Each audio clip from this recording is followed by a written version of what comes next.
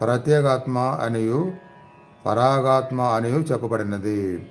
ఆత్మ ఇంద్రియ తృప్తి యందు నిమగ్నమై ఉండునంత వరకును పరాగాత్మ అని పిలువబడును. కానీ ఆ ఆత్మయే ఇంద్రియ భోగముల యందు అనాసక్తము కాగానే ప్రత్యేగాత్మ అని పిలువబడును.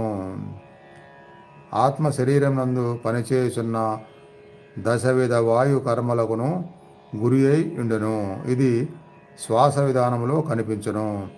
పతంజలి యోగ పద్ధతి సాంకేతిక విధానమున దేహమునందలి వాయుకర్మలను ఎట్లు నిగ్రహించవలెనో బోధించును. అందువలన చివరికి లోపలనున్న వాయుకర్మలన్నీయును భౌతికాసక్తుల నుండి ఆత్మను ప్రక్షాళించుటకు అనుకూలమగును. క్రియాయోగ రోజు అది వింటున్న వాళ్ళకి సాధన చేస్తున్న